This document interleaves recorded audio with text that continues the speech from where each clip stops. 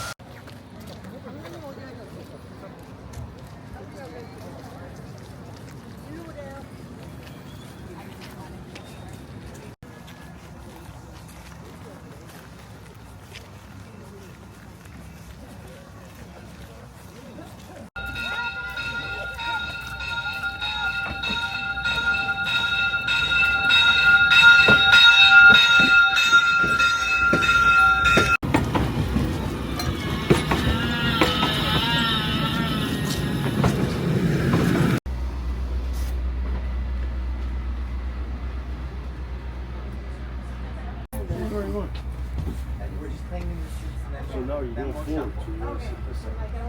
So you change going out. Right here. You want the right. You want it on the right. Yeah. Here. That'll be great.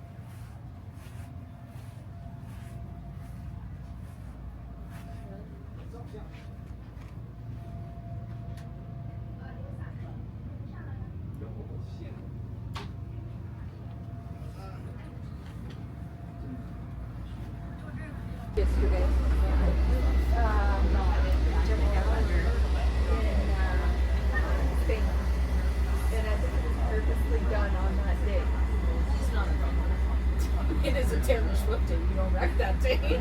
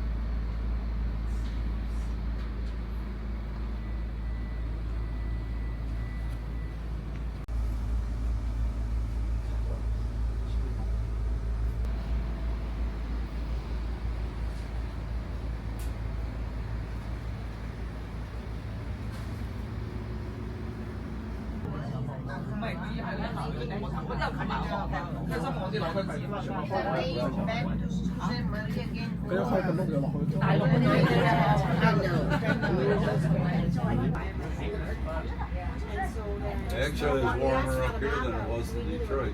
Really?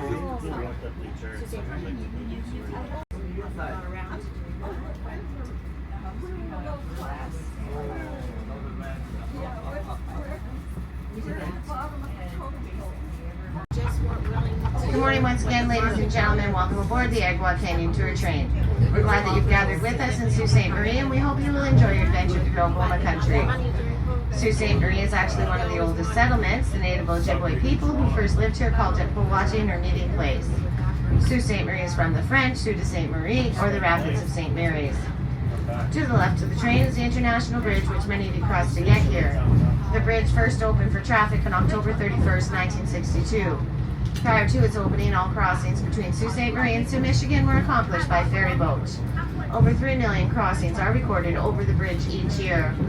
Also, ladies and gentlemen, I do apologize for the earlier announcement. For passengers in rail coach number 12 through 17, your nearest snack bar is rail coach number 11. Unfortunately, rail coach number 15 will not be open today. The next complex on our left is Agawa Steel. Agawa Steel is the city's largest employer with close to 3,500 employees. The large gray and blue building is their state-of-the-art direct strip mill. This is a continuous process of raw materials going in one end and coils of steel coming out the other. Much of the steel processed here goes to secondary manufacturers like General Motors. We are now entering Agawa Canyon Railway's main shop area. As we pass through the yard, you'll observe a variety of rolling stocks, such as gondola cars used for transporting pulpwood and hopper cars used to carry iron ore to the steel mill. Specialized equipment such as snowplows and cranes are located here as well.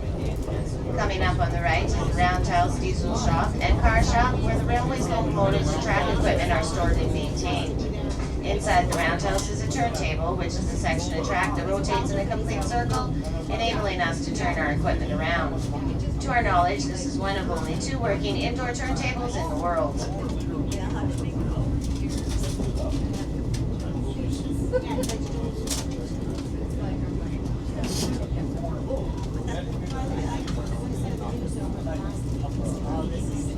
And once again, ladies and gentlemen, for passengers wanting breakfast, hot meals will be served out of rail coach number 10 and 11. Passengers wanting continental breakfast, we have 1 snack bar on board the train today. This is in rail coach number 5. For passengers in rail coach number 12 through 17, your nearest snack bar is coach 11. For passengers who have pre-ordered breakfast or lunch, they can be collected from rail coach number 10. Breakfast anytime. Lunch can be collected anytime after 10:30 until 4 o'clock this afternoon.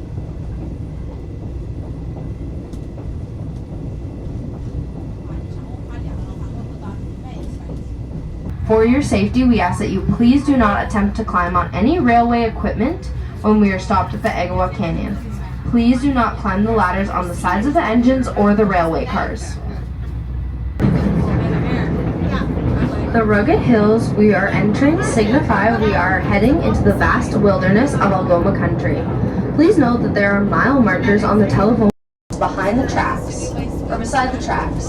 From Sault Ste. Marie north to mile 102, these poles are on the right side of the train.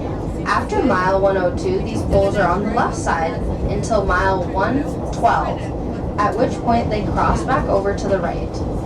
As you can imagine, the history of this area and the railway is full of colorful character and fascinating stories. If the lakes and rivers and rails could talk, they would have many stories to tell. As we travel up the line, we'll tell you about this amazing region. If you have specific questions, please do not hesitate to call upon one of the tour attendants as they pass through the coach, or park staff who will meet you at the Canyon Park.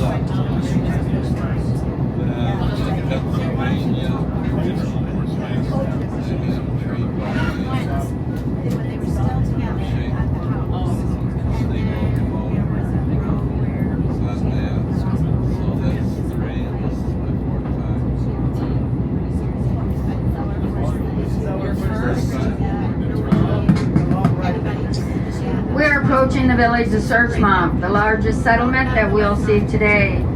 We'll be crossing the Goulet River shortly. Skiing is a popular winter sport in our area. The grassy slopes of the Surchmont Resort will soon be visible to the right of the train. With a 700-foot vertical drop, Surchmont offers the highest and most challenging runs in northern Ontario. With Lake Superior so close, Surchmont is almost guaranteed lots of lake effect snow, and the ski season starts in November.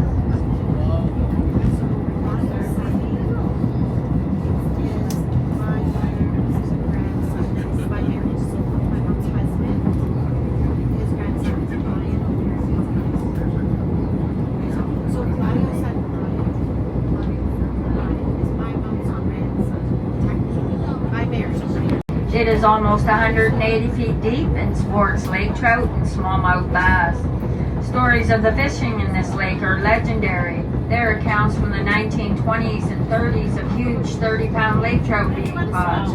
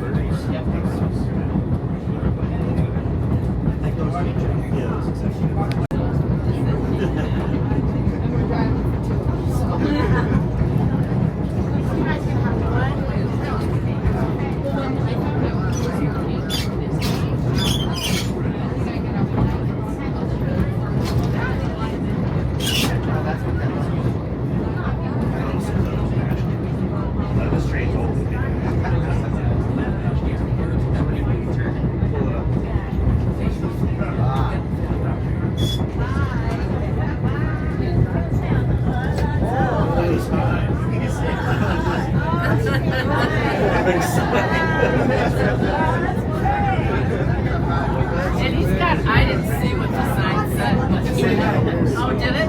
And he had a t-shirt on. But he wasn't, you know. Until we legal in Ontario. Oh, yeah, probably.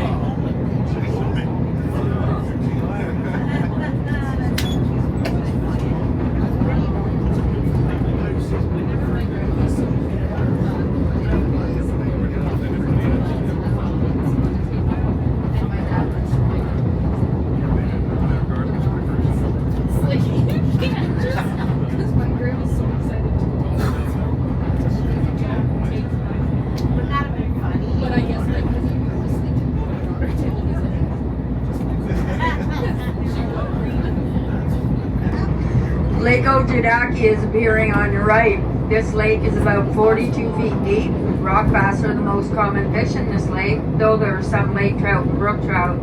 Before this country was made accessible, the fish were much larger and more plentiful. And due to the increased fishing pressure, the government occasionally stocks the lakes. It's like a Charlie Brown.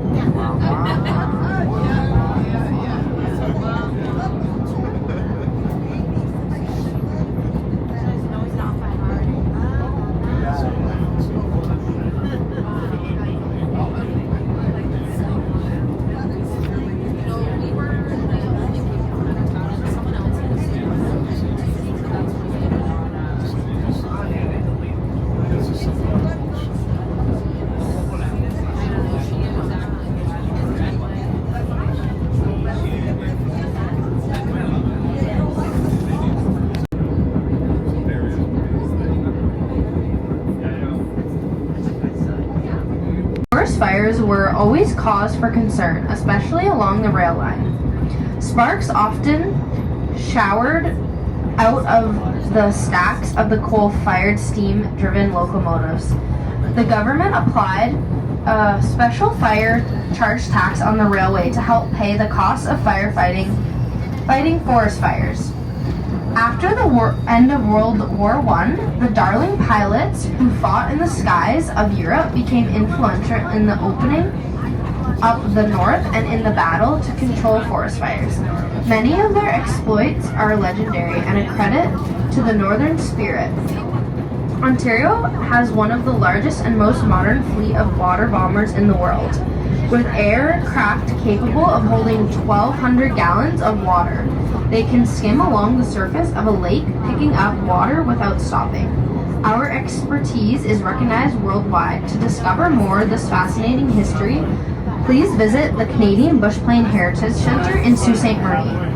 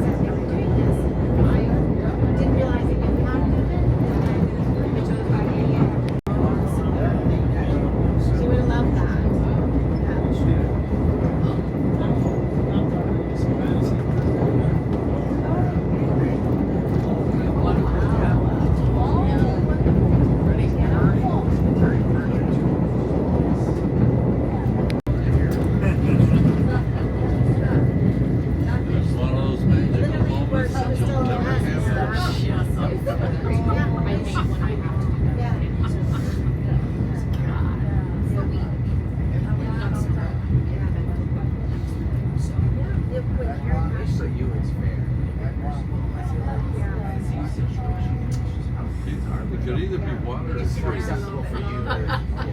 She was still laying there and they came in and they said, you know, you guys ready to pack, take what you want, and we just looked at each other and we're like, you can have it right here. So who mows the grass on it? Mementos for her son, but we left all her clothes. Who rakes the leaves? Yeah, one was really expensive. We just asked that How'd they get the make car? sure it gets Truck? donated to people. Yeah, the TV. They have one. Yep. Oh, that truck? Yep. Okay. So that's the one. I That's want to ride that today. That's the one that's gonna pull the They don't. They just. GFL.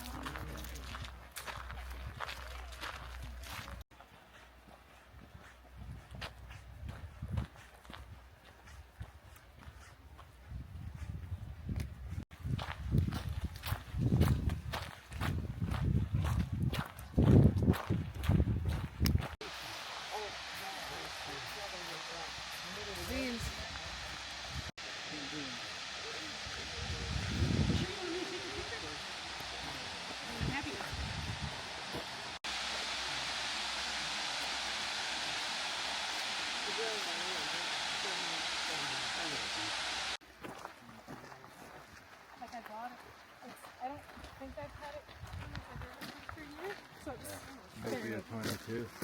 This is the track we came down on.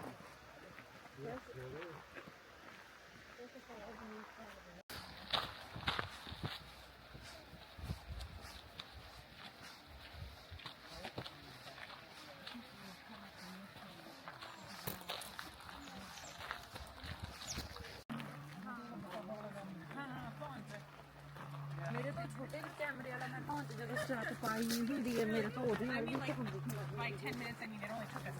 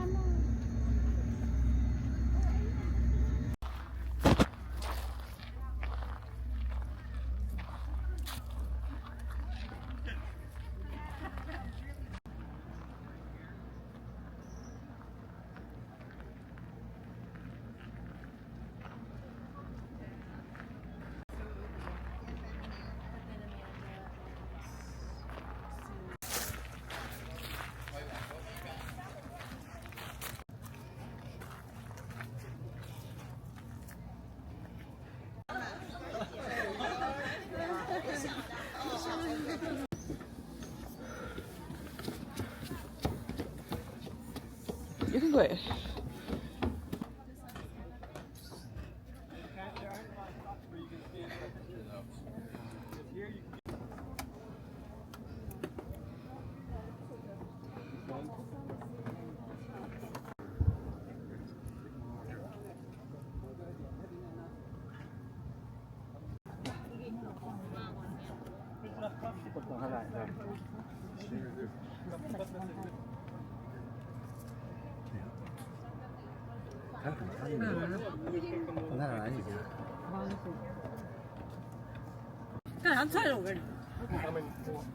Go back.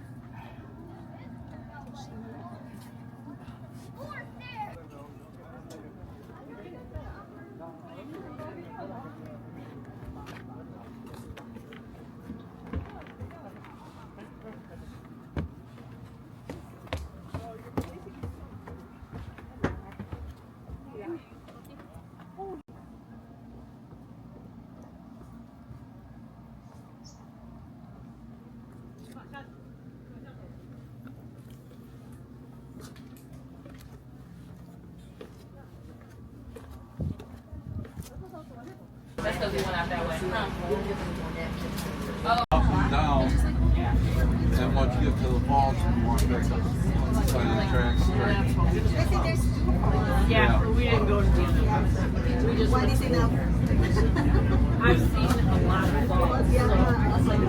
So I don't think they're really that bad. They would be. I don't think you can all those. So you kind of walk past it. I thought they said 2 o'clock. No, 90 minutes. 90 minutes. I didn't hear any smell or anything. Oh, we do. Good thing you're on. Turned out there. I didn't Yeah, right. We moved My girlfriend lives right by Lake Michigan. And she loves one beach. I live in Michigan. It's like private. It's not private, but not as many people go there. Because there's like 300 steps to get Section of the line came up across Lake Superior from Sault Ste. Marie by steamboat to Agawa Bay. The rails were then hauled up a tote road on wagons drawn by horses.